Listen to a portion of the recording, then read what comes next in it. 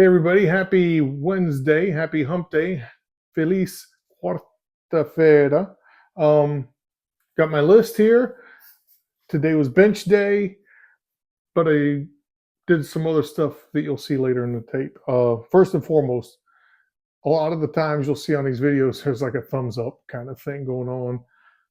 Sometimes to start the video, sometimes you'll see it happen at the beginning of sets or the sections of sets. That's because that's my cue for editing, kind of like those board things that they use in video editing. That's that's the level of professionalism that I put into these videos. It's astounding, I know.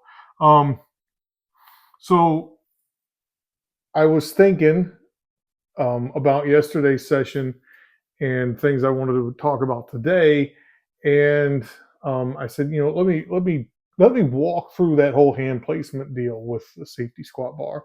The hooks are in the right position. I'll just throw the bar up, and then I'll talk through what's going on in my head while my hands are moving around, and show me executing the lift and some of the differences that you can see on tape, and maybe some of the tactile differences that I feel while I'm lifting. So there's like a 10-minute section coming up that's me jibber jabbering about that stuff. Yeah, like I said, while I'm walking through hand placement, thinking about why I need to do this even for my own benefit. So, losing weight, that changes, the geometry and the range of motion and how things interact, like, legs sticking up against your torso, those kinds of things.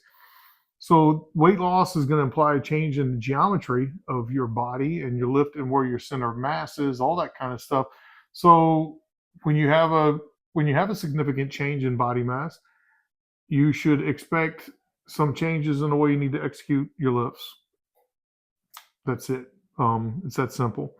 I'm going to caveat the video. I was only using the bar, so you're going to have to look a little bit harder for upper back tightness when I'm switching my hands around. But I think it's pretty evident. I got black shirt on. I think the shadow contrast does a pretty good job of showing the difference. I can see it on video. Again, I'm looking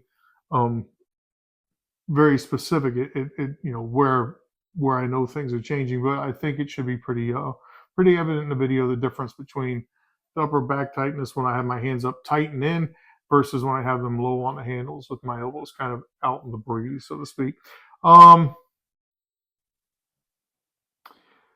So then the next thing I'm coming up to today, was bench day. I started warming up, and I knew I was stiff and sore to some degree, but I didn't know how stiff and sore.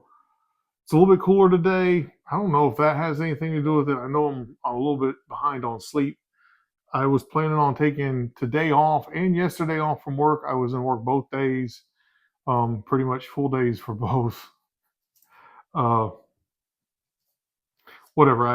I've got stuff I got to get done. But so yeah, I worked through a little bit more warm up time and a little bit more stretching and things of that nature. And while doing that, I was like, I'm gonna have to reduce the load for this session, and I'm okay with that. I know that last week I was benching 185 for sets of 5, and it was not a problem. I was benching 95 pounds in the warm-up phases, and I was like, it's not going to happen today. It's okay. I can do something else. So yeah, I didn't bench 185. I benched 135 for 5. I did 10 sets of that. It got easier as it went along, which is good. That's what I was hoping for. I was hoping that the stiffness would kind of go away, but I could also mitigate any sort of inflammation, arthritis, things like that through the workout. So there's a trade space there. If I start to go heavier, the joint's going to get ticked off. That's going to counteract any of the warming up and the extra, range of motion, loosening things up kind of stuff that I'm getting as a benefit from working out. All gets counteracted by inflammation when the joint starts to get ticked off. So yeah, felt that coming. But during those warm-ups, I stumbled across another revelation that I made another video about that has to do with that proud chest, kind of that getting that chest up and out cue that you need to do when you're doing those. What I think about when I'm doing the safety squat, the safety bar squats, so that the upper back is good and tight. One of the motions I do during the warm up is kind of, I've got my hands overhead with bands, pulling my arms back, and I pull them forward. But the range of motion, or the bands are pulling me back, and they're helping put that chest into that position. So, excuse me, while I was doing that, I remarked upon it. I made a mental note. I said, "Hey, this is the position I want my back in. So let me cut a quick video, talk through it, and hopefully someone else can find some benefit from that." So last thing I want to talk about is while I was doing some of those lifts, and I left the video segments a little bit longer so you can see it. I was just kind of I was giving myself a distraction during these sets. And so some of the distraction was just me kind of being silly, like I'm going to stand it like this one position, just going to get into the lift, set up quickly as I can, execute those reps, hop back up, and try and get right back into that same position. And I did that for roughly half the sets, maybe more. I don't know, not really keeping count. But as I was getting into that block of 10 sets, I needed something to shift my mental focus so that I had something that I could fixate on and improve execution while lifting a weight that's not all that heavy, and at the same time balancing a joint that's just ticked off. So it's like there's this, again, it's like four-dimensional chess or something, and I'm playing here. It's sometimes way more difficult than it should be, but in order to get some sort of effective volume out of the session and not just punting completely, which I've done in the past, but I'm here, I got plenty of time, got good resources, so why not switch things up, give myself again that mental distraction, get through some work, and then I'm done. I've got some effective volume racked up in the books, something that's going to stimulate muscle protein synthesis, all that kind of good stuff. But I'm not killing myself. And mentally, I had something I could focus on that wasn't getting me angry. The fact that I'm not executing as much weight as I wanted to. Like I said, I don't write down goals going into a session, but I know where I've been. I know what I've done. So that's in the back of my mind. It's like, I know last session I did 185, and I think I did maybe more. Yeah, in fact, last session I hit a single at 225. That was nice. And then I failed it. I failed the second rep. I didn't, like I said, I'm not going to grind the snot out of myself for no reason. Nonetheless, I know what I've been doing. I've got enough of a memory to kind of know where I'm at on a given lift. But at the same time, I know that I can't grind for the sake of grinding. So I need something again to as a mental focus to say, okay, this is what I'm going to try and achieve this session, as opposed to the weight on the bar or the number of reps or whatever. I got to give myself a distraction to get through the session and then move on. And it works pretty effectively. There's some other strategies that have been out there that have been written about that you can probably still find on the internet. Stuff like, the idea that, okay, this session's not going well. Let me see if I can set a PR that's something I've never done before. It could be a ridiculously lightweight and like a bunch of reps in that set, or it could be, something you've never done before that's related to what you were doing that day. Just something to, again, give yourself a goal so that you get an effective stimulus out of the session without beating yourself up mentally, because that's what's going to happen. Once you get out of those novice phases of lifting where it's just that wonderful time that, that those halcyon days of just going to the gym, putting some arbitrary amount on the barbell, that's a little bit more than the last time, and hitting that, prescribed sets by reps, and everything works out wonderfully. And you can repeat that over and over again for about 6 to 8 weeks, and everything goes nicely. Those days are going to run out, and then you're going to run through the extension of those progressive overload schemes. Those are all going to run out too, and then you got to have something else to rely on. And it's going to be these alternative strategies and ways of thinking about, like, I've got to have something else to focus on, because eventually, if you don't have those alternative strategies, you're going to burn out. And if you burn out and you're not lifting, then you're not making gains, right? It's that simple. All right, got to get to my accessories. Want to get that done, but I just wanted to talk about this stuff while the main block is fresh on my mind. So yeah, today is bench day, but there's going to be some chit chat about safety squat bar and how to execute that hand placement, and then just some other meanderings about mental focus that I think I talk about on the last little clip that's going to be in this video. All right, again, happy Wednesday. Hope everyone's having a great week. Hope you're achieving all your goals in life, and we'll talk to you soon. All right, peace.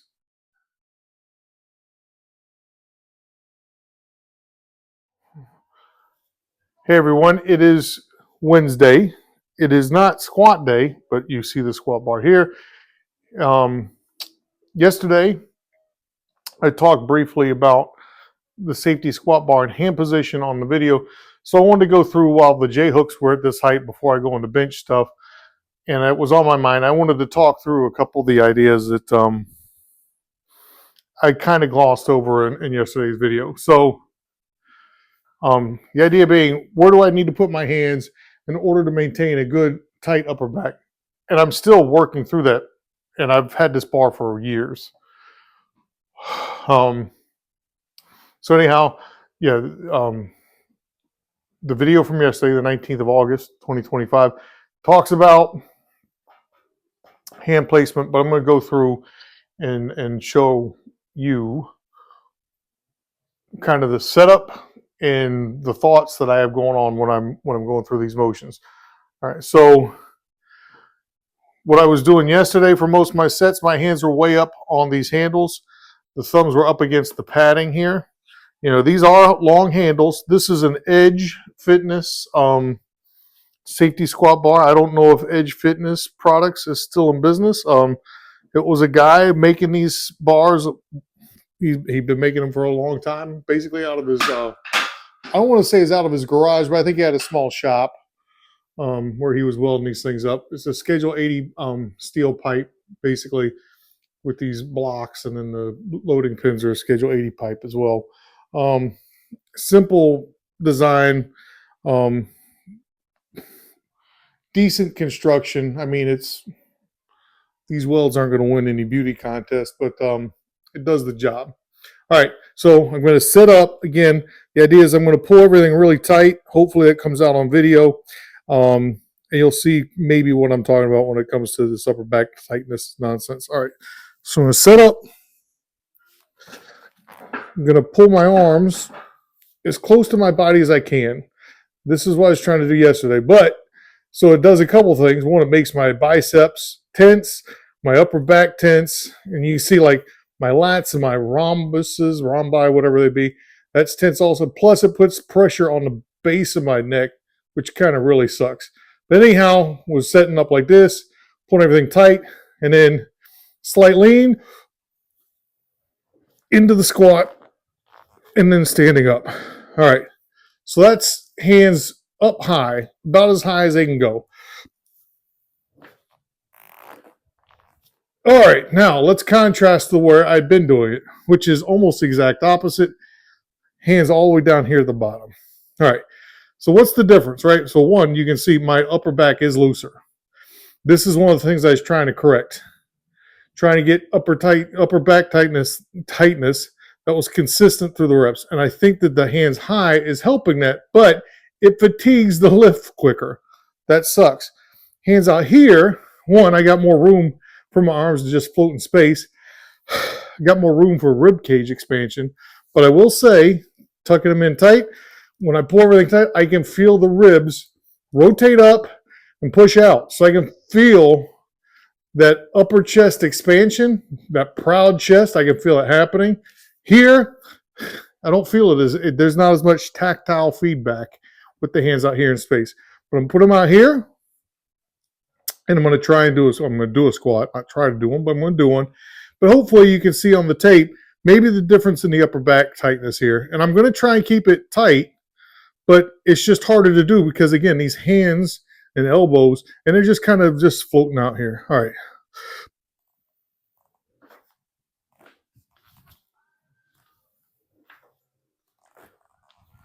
So, not too bad. Again, if I go here, and I probably need to work on this now that I'm working through this here, there's probably some happy medium. When I'm doing this, I'm pulling everything tight. Am I pulling it too tight? Maybe. Maybe I can slack off a little bit, but drive the elbows in. There's a bunch of variables to fiddle around with, even in something as stupid as this. And one of the things to consider, right, is clearing the legs and the elbows and all that, right? So you need to have room for that as well. Note, where the hands are out here at the bottom, it's easy, right? They go right on the outside. You can clear everything really easily. When everything's up on the inside, it's a little bit trickier, but those elbows tucked in on the side, they clear the thighs just about as easily because they're tucked in on the side. They're closer to the pivot point where your hips are at. And, I really don't have much of a problem tucking it in there. So that's not bad. Now, having said that, if I were to take my hands and put them down at the bottom again, and then try and keep my elbows locked in, boom, now my elbows are sitting on my thighs. So there's probably something to consider there as well. This is going to be dependent on person's, limb lengths, that kind of stuff. If you're going to keep your hands low, probably means your elbows have got to fly out a little bit to clear your legs on the way up and down. So, that's what I'm doing here, right? Arms are out, clear the legs. If I bring the arms up, that brings them again in, closer to where my hips are at. And so when I go down to squat, they also clear my legs. So not a problem with clearing the legs if I bring them up, but I got to make sure these elbows are tucked in. But tucking the elbows in, again, that's just extra resources I'm burning through in terms of energy stores, glycogen, yada, yada, yada, to keep everything locked and in place. So part of the reasons why we have a safety squat bar, right? Ideally, you could squat without hands at all. You actually could control the barbell simply by squatting with a good, proper execution. And the bar should stay pretty much in place. The hands on those handles, basically just trying to lock the bar at an angle that keeps everything a little bit more comfortable. So where they go probably is really secondary to a lot of things. But having said all that, I've noticed in the past when I squat, especially when I was squatting much heavier, when I would go down and squat with the handles low, or the hands on the handles low, and I'd bend down and I would do like this turtleback thing where especially when my traps were bigger, my upper back was rounding, particularly at the bottom of the lift. And then when I go back up, and then I straighten all the way out. Hopefully, what I'm achieving with putting these hands higher up, locking the elbows in, is that my back staying a little bit more upright, a little more locked in, so that, one, I'm putting actually more stress on my quads that way. More upright torso is going to be more work for the quads. And then, I didn't have back problems before with the upper back. I don't think that's a major concern. I don't think there's enough weight to do any shear damage or anything like that. But it is a better looking lift if the upper back is nice and tight. it looks more correct functionally. So anyhow, just wanted to talk through that, where the hands are at. And notice I was at the extremes pretty much, right? I was at the ends. I was at the top here, right up against the grip, right up against the pads rather. There's space in between. So there's a lot of adjustability to where those hands could be. There's good references, like even on this one, right? There's a couple notches. There's the crook where the handles bend. A lot of different places where you can kind of landmark yourself and try and establish, some sort of habit. All right, so there's lots to think about in something as stupid as a safety squat bar lift, but it's worth considering based on what your goals are in training and if there's something in particular that you're trying to work around or injury you're trying to recover from. So I'm using squats primarily to drive quads. I know in the past, going back to that turtle back kind of thing, leaning forward, turtling up, what was going on there, that's putting more stress on the hamstrings. So I was using the hamstrings to get out of the bottom more.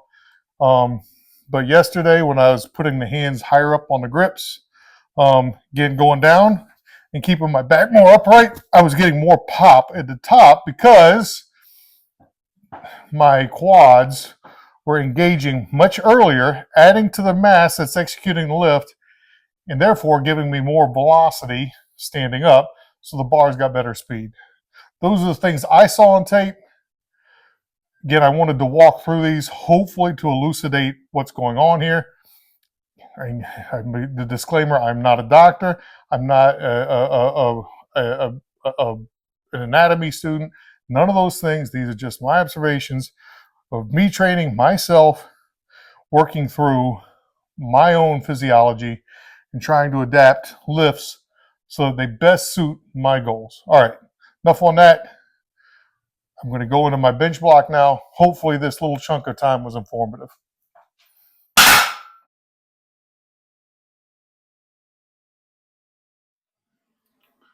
All right, another quick thing that came to me while I was doing warm-ups for bench, and I had no idea about it until I was in the middle of the motion.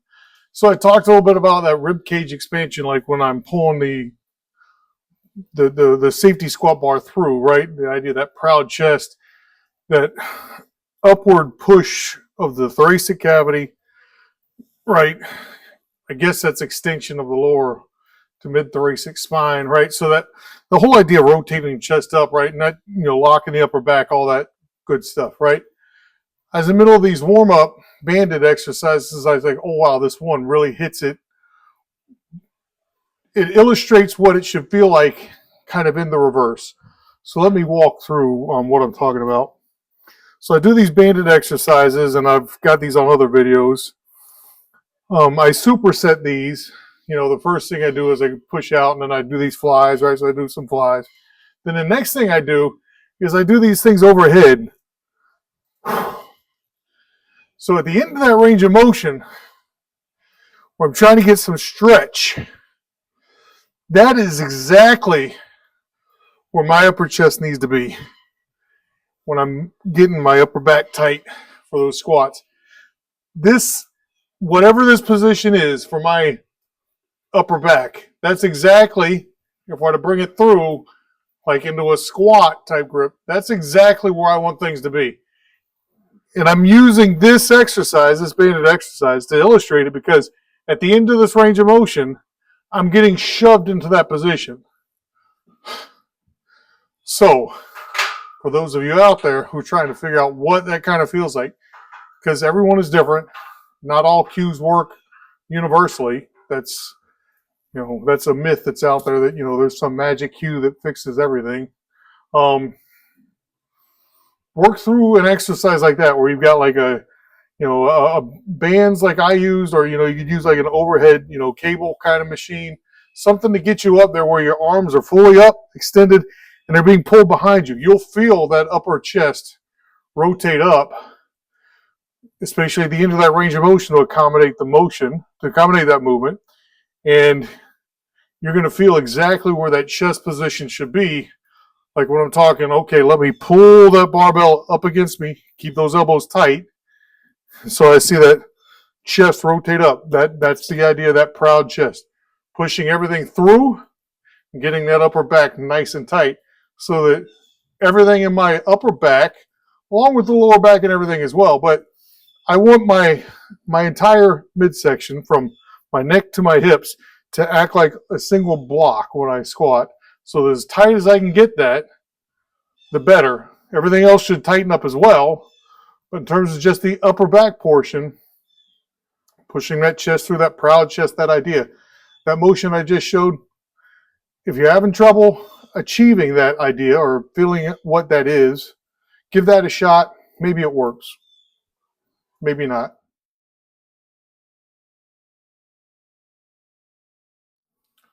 All right.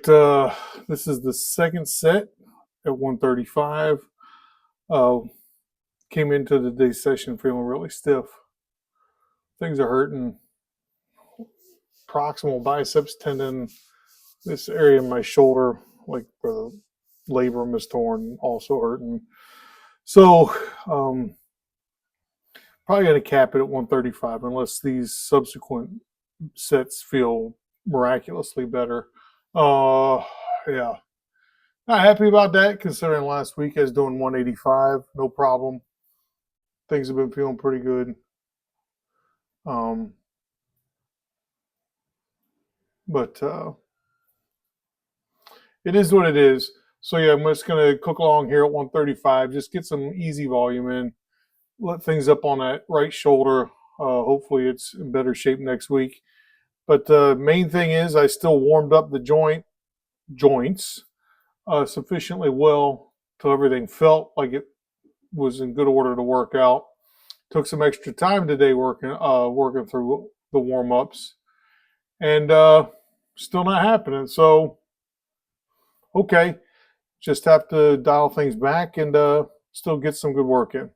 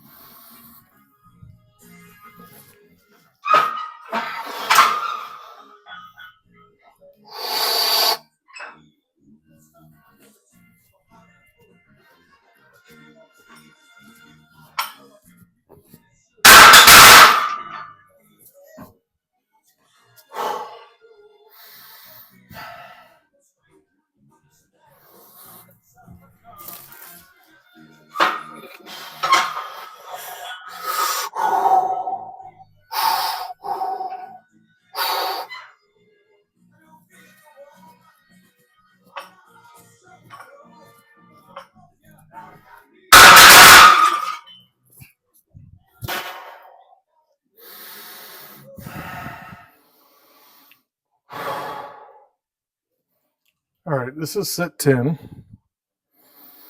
Knocking out 50 reps at 135. Nothing heavy. It's light.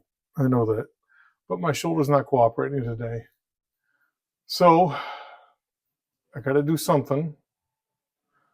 I want to make sure I get some work in. So 135 it is. But I'm going to do some extra volume. And along the way, I've been having a bit of fun with it. So you're going to see it on the, you'll have seen it if you made it this far. I am just going from a fixed position, working through a very kind of stoic, for lack of a better term, a very prescribed set of motions to get into the setup, execute the lift, get back out of the setup, and return to the same spot I'm in. Now, you might ask, why would he do that? To be honest, I don't know. I'm just doing something to kind of distract my mind from the fact that, one, my shoulder is hurting. Two, I could be really pissed off about it and just not do anything. And three, it gives me some other goal to fixate on through the session so that I can achieve something as a net positive. I'll have executed 50 reps at 135 pounds. Again, nothing huge, but it's still work.